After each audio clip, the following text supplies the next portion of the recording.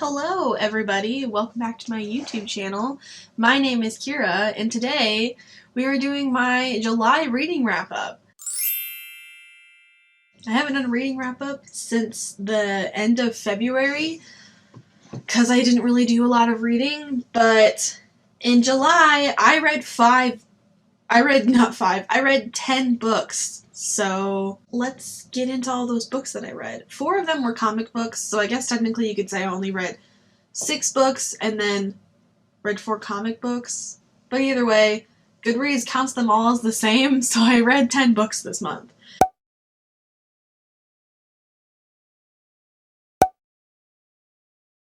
So starting with book number 1, you know that like blue alien smut book that was going around Booktube like a couple years ago and everybody was reading it? Well, I read it. The Ice Planet by Barbarians by Ruby Dixon. I'll put the cover here. I got this through Kindle Unlimited and I pretty much just wanted to read it because I was curious. Everybody else had read the book and nobody had really talked about specifically what happened in the book except for the having sex with aliens part. So here I am to talk about this book. Basically the premise of this book is this girl Georgie gets kidnapped from her bedroom while she's sleeping and put on an alien ship with all these other girls who are what they believe to be going to get sold into an international like sex ring by these little green aliens that run the ship and these orange aliens whose heads are shaped like basketballs that are their guards. Basically, the ship starts to break down. They have to ditch the cargo of the women to come back and get them, and the women get stranded on this ice planet. And the main character, Georgie, goes out to find them food or shelter or wood or something to keep them from freezing to death because they are on this metal spaceship on a planet that is covered in ice and snow. And when Georgie is out trying to find them food, she runs into this big 7-foot blue alien named Vectel who resonates with her because he has this like parasite in him called the Quee that picks the perfect mate to have babies with. And then when she wakes up after he saves her, he is eating her out. And then from there, it kind of goes downhill. I gave this book 2 stars. I very much enjoyed just how ridiculous it was. I also give Ruby Dixon hardcore credit for how much work she put into coming up with the planet. Like, she has names for all of the animals that are on the planet. She has like the whole Quee situation figured out.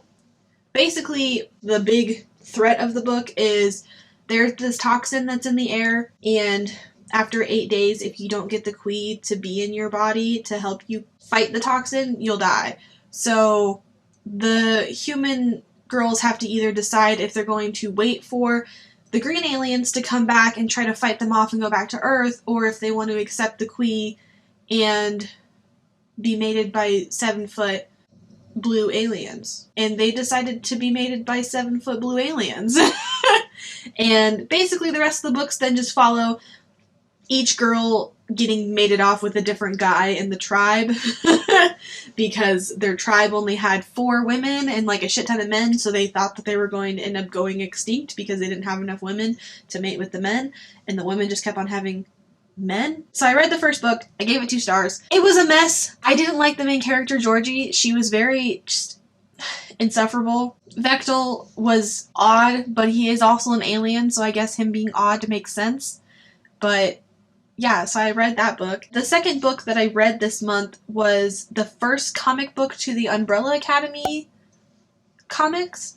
I have watched the Umbrella Academy TV show with my boyfriend. He watched it first and loved it, and then I broke down and watched it with him and loved it, and then we watched the second season when it came out, and as far as I know, they've been renewed for a 3rd season, and there are 3 comic books in total, so I'm imagining the 3rd season would follow the last comic book. Either way, the TV show didn't really quite follow the comic books all the way. So I read the first comic book. I gave it 2.5 stars. I don't ever do point ratings, But I was really conflicted because I really love The Umbrella Academy, but I really did not love the comic book like I thought I was going to. I usually like the source material just as much as I like where it came from, unless it's To All the Boys I Loved Before. Hated that book. And I guess I have the same feelings about The Umbrella Academy. I think that the TV show did a far better why can't I think of the word? It did a far better job at making this paced out well. When I read the comic books, the pacing goes so fast that I literally felt like I got whiplash reading it and forgot how the ending of it ended when I was trying to explain it to my boyfriend. So I had to go back and look it up to figure out how it ended because everything happened so fast my brain forgot. So 2.5 stars, probably the only time that I will ever give anything a 0.star rating. And yeah, I very much enjoyed the artwork. I think I enjoy the fact that they made the TV show much more diverse because all of the main cast of people, all the kids for the Umbrella Academy are white in the comic books, and then there's a few like off characters that are colored, but like none of the main characters are colored. So I'm happy that they made Diego, he's Mexican, I believe, and then Allison is black. I'm happy that they brought in that representation because I think that it needed it. Anyways, moving on to book number 3 that I read in July. I read the 5th book to the Pretty Little Liars. This is one of the only physical copies I have. Pretty much the rest of the books that I read were ebooks. I borrowed these books from my friend, so I wouldn't even really have these for much longer when I finish the other 2 that come in the box set. But this is the first book for Pretty Little Liars. Pretty much, this book follows Ian gets out of jail and dies. Arya's mom's new hot boyfriend is like hitting on Arya, which I think is disgusting. I don't understand, which is one of the things I always had the problem with in the TV show too. They have a like to have older men hit on these girls and have these girls think that it's their fault that the older man is hitting on them. Arya's mom's boyfriend is hitting on her, and he is pretty much like blackmailing Arya and is like, your mom won't believe you. You're really gonna not want your mom to be happy if she finds out that I'm hitting on you and stuff. And I just think it's awful. And then Emily had her whole struggle with being gay, but like now she's dating a dude, so I'm wondering if maybe she's bisexual. But either way, I enjoyed it. I gave this 3 stars. I'll probably give all of these 3 stars. They're very much like a trashy read, but I enjoy the trashiness. My only gripe with reading the books is that it's then making me wish that the TV show followed the books more, because the TV show has so many plot holes and is so just all over the place that I think if it would have just followed the books, that they would have been fine. Because I know that AD at the end of the TV shows is not who is like the big bad A at the end of the books. That's my thoughts on this. I don't really have too many thoughts. I enjoyed it. It's a fun read if you want to read something trashy. It's probably more enjoyable if you've watched the TV show and are a big fan of the TV show, because then you just kind of get to see like how all of it came about. So that's the 5th book for the Pretty Little Liars series. There are 16 of them. I am slowly making my way through them. It's taking me a hot minute, but I plan on reading all of them, so that's that. Then book number 4 that I read this month was the first comic book to Lock and Key. It's Volume 1, Welcome to Lovecraft. Lock and Key is also another Netflix series that I watched with my boyfriend. It popped up. We watched a little like trailer for it, and we were like, wow, this seems interesting, let's watch it. And we watched the whole like first season in like 2 days or whatever. And so I was like, oh, this is really interesting. I wonder how they came up with the concept for this or whatever. And then in my quest to read the Umbrella Academy books, I signed up for Comixology's free 30 days trial or whatever, and they have the first 5 Lock and Key comics on there. Not the last one, which is a little frustrating. I'm going to see if I can try to find it in my library, but we'll see. So I started reading the Lock and Key comics. I am enjoying these comics so much. They are so well paced. The artwork is beautiful, and it's really fun to see how the TV like show came to life, because the comic books, at least the first 2 of them, the TV show follows pretty closely. Once you get to comic book number 3, some things change a little bit, but I think that the change in the TV show was still good. But I am very much enjoying these. I gave the first comic book 4 stars, so my first 4-star of the month. My rating, I haven't had any 5 stars yet this year, I think. So fingers crossed that I find a 5-star read before the end of the end of the year. But yeah, read the first comic book for Lock and Key. If you don't know what Lock and Key is about, the premise is these 3 kids and their mom, their dad gets murdered, and then they go to move across the country to like get away from all of that, from their dad being murdered, and they move into their dad's old family house called the Key House. It has like its own name. And being there, the kids start to slowly find these keys around the house that like do different things. And one of the things is like, if you're a grown-up, you don't remember what the keys can do, and so the keys only reveal themselves to the children. I like them. They're interesting. I think the thing that pulls me in the most is the artwork. It's very detailed, and like much more detailed than the Umbrella Academy, but the Umbrella Academy almost has more like a cartoonish feel to it. The 5th book that I read this month was the 2nd book to the Ice Planet Barbarians, which is Barbarian Alien. I gave this one 3 stars. So this one follows Liz. She is one of the girls that was on the ship. She's a lot more bullheaded about things, and she didn't really want to get the Quee, but one of the other aliens had already like resonated with her or whatever, so he made her get the Quee and then kidnapped her and took her to a cave to make sure that she would be pregnant before they went back.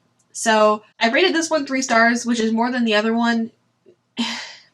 I don't like the kidnap aspect. I also really didn't like Liz, but the alien guy I liked. His name's like Rashis or something like that. He's very understanding, even though he kidnapped her, which is weird, but I thought it was sweet because he's like, I'm gonna go hunt for you because you're my mate and I'm gonna provide for you. And she's like, fuck that, I'm coming hunting with you. And he's like, okay, you wanna come hunting with me? Let's go. And then his people don't use like bows and arrows. So she makes a bow and arrow because she was really good at archery when she was younger. And so he's like, wow, you're really smart. That's such an innovative design. Like, I can't believe you came up with that all on your own, even though like it's a thing that's on Earth, but since they're not on Earth, he doesn't know that. But anyways, I gave that one 3 stars. I kind of had the same thought process with it as I do with Pretty Little Liars. It was really trashy, but I enjoyed it. I read a lot of these Ice Planet Barbarian books. I'm currently reading the 6th one, but I think that my love for how trashy it is finally taking a dip, and I think I might not finish the 6th one and just like move on, because there's 22 of them. I don't really know if I want to read all 22 of them, but I don't know, we'll see. But yeah, that's my thought process on Barbarian Alien. Book number 6 that I read was Barbarian Lover, which is the Ice Planet Barbarian book number 3. Are we surprised? No, at least I'm not. I'll put all the covers of them up here. The covers are pretty much just a human girl and then a guy painted blue to make him look like the aliens. The aliens are all 7 feet tall, and they have like weird ridges on their bodies. They have horns, long black hair, tails, and their penises are ribbed and have this thing that's called a spur, even though their women don't have clits, so they refer to them as third nipples. So I don't understand what the point of the spur is, but when they're... I'm just gonna stop talking about that, okay? Moving on. Barbarian Lover. This book follows the girl Kira, which is the first time that I have read my name in a book, and I'm kind of upset that the first time that I read my name in a book, it's in an alien smut book, but I digress. We will move forward. I rated this book 3 stars. I think I enjoyed this one the most just because it wasn't about, oh, our weird things that are inside our body say that we have to mate with each other. The guy, I'm just going to call him A because I have no idea how to say any of their alien names. A just decides that he likes Kira and that he just wants to be with her and that she is his mate until like he resonates, and then when that happens, it's a hurdle that he will come to. The plot kind of thickens a little bit because Kira, it was the first one to be kidnapped on the ship, and she has a translator in her ear so she can understand the aliens, and she hears like a transmission from the green alien saying that they were coming back. And so she panics because she's afraid that they're going to be able to find her because she still has the translator in her ear. And so she goes to find a way to get it removed. Also, she is afraid to be with A because she can't have kids. Because her appendix burst when she was like 13. And she had to get her like tubes removed and stuff because it fucked everything up. So she was like, I don't want you to want to mate with me and everything because you want to have a family and I can't give you a family. But then the Quee has this thing where it rapid heals you and shit and heals her, but she refers to it as fixing broken parts, which I don't like that. It kind of upsets me that the author, who's a woman, would refer to that as fixing broken parts because she's not broken. And if you can't have kids doesn't mean that you're broken. It just means you can't have kids. Like, that happens sometimes. But anyways, the Quee heals her, so then she ends up resonating with him and they can have kids anyways. So that one was probably the most wholesome one and had the most plot because she like gets on the ship with the alien and badass kills them all and crashes the ship into a mountain. And I was like, I'm not biased just because she has the same name as me. She just had the best story, okay? Moving on to book number 7 that I read, which is Umbrella Academy Volume 2, Dallas. I gave this one 3 stars. I enjoyed this one more than the second one. I think that the plot didn't move as fast as the other one. Because the first one was you would get a storyline and then it would end at a spot where you thought that you were going to get more explanation. Like, they would say something that didn't really seem like it was the end of a scene, and then it would just move on and it would never reference back to what was said before. That happened a few times in the second one, but not nearly as much as the first one, and the pacing was better. So I enjoyed the first one better. The second one is kind of where I noticed that the TV show took a slightly different approach than what the comic book was, but I like the approach the TV show took. So there's that. But yeah, that's the 7th book that I read. The comic books were really easy to fly through because they're only like 100 and something pages. Pretty much everything that I read was really short except for the Pretty Little Liars books, because all of the Ice Planet Barbarian books were, like, the longest one was 211 pages. So everything that I read was really short this month, which was kind of nice. I was behind by 7 books on my Goodreads goal, and then I started reading all of these and I caught up, and so then I adjusted my Goodreads goal, and now I'm behind again, but only by 3 books.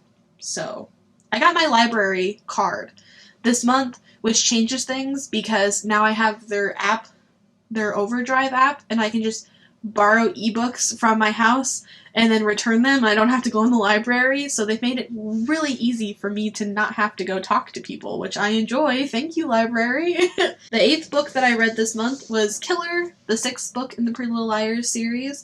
I gave this book 3 stars. So much. These are all, like, blurring together on me. Oh, this book, Spencer thinks that she's adopted because, I think it was in the other book, her grandma dies and they go to, like, address her will and find out how much each kid gets inherited. And she refers to my biological grandkids each get so much, and Spencer wasn't listed. So then her sister, Melissa, is like, oh, well, she specifically said biological grandkids, so maybe you're adopted. So then this book has Spencer trying to find her adopted mom, but then the lady that she connects with ends up just being a con artist and, like, steals a bunch of money from Spencer, which is fucked. I'm trying to collect my thoughts for a second. So there's this girl on YouTube. I don't know what her channel name is called. I could put it here. She did a bunch of video essays about how the writers of the TV show, how they had a bunch of missed opportunities, how they fucked up a bunch of characters, and how their A reveals were disappointing because a lot of times when they did their A reveals, it was like, the first one made the most sense, Mona. She made the most sense, and it happened almost the same way as it happens in the books. Mona's the first A. I haven't gotten to another A reveal since then. I'm imagining that there might be an A reveal at the end of this, like, box set, and I have 2 more books left to go. The second A reveal doesn't really make a lot of sense because it just presents a lot of timeline errors, and then the last A reveal is upsetting because they just bring in a completely new character that nobody would have ever been able to guess in the first place. And one of the things that the show and the cast of the show would talk about in interviews and stuff is there's little hidden nuggets in the TV shows. Everything means something. you'll be able to figure out who A is if you put the pieces together, but then it turns out that there'll be a scene where somebody's talking to a person and you can't see the other person on the screen, but then that person that they're talking to isn't introduced for like a whole nother season. So then it's like, how are you supposed to guess who they're talking to if we don't meet that character for a whole nother season? So I wish that they went based off the books, because the books, all of the girls get their own time. Like, it switches between each one of their points of views. And then in the TV show, it's pretty much just advertised as like, Spencer's the smartest. Spencer is the one that figured out everything, blah, blah, blah, blah. In the books, Spencer doesn't do anything. At least in this one. The other three girls figure out and connect a bunch of dots on their own, and then they call Spencer, tell Spencer what's going on. Oh, I remember. The end of this book reveals that Arya saved someone in the woods because someone tries to start Spencer's barn on fire, and when they look at the person looks exactly like Allie, but Allie's supposed to be dead. That's where this one left off. Anyways, I gave this book three stars. I like where the books are going. I keep on getting more and more upset as I read them because I wish that the TV show didn't go in the direction that they went. If the TV show went in the direction of the books, Toby wouldn't exist because Toby dies in the books. Ian doesn't die the way that he does in the TV show, and Spencer wouldn't have a twin at the very end. So, there's that. Bam. Book number 8 of the month. Moving on to book number 9, I read Lock and Key Volume 2, Head Games. I gave this book 4 stars. Yeah, I gave this comic book 4 stars. I very much enjoyed this one, just like the first one. The pacing was great. I love the storytelling. I love the way that it's going. Like the things that are being brought in. Not really too much more to say about it. This one just specifically follows one specific key of the house, and that's why it's called the Head Games, because it's the head key. The head key. But yeah. I liked that one. I gave it 4 stars. That's pretty much all I have to say about it. I don't really have, like, I don't really know how to, like, hardcore rate comic books. I don't really read them very often. So, there's that. And the last book that I read this month is Barbarian Mine. It is book 4 of the Ice Planet Barbarian series.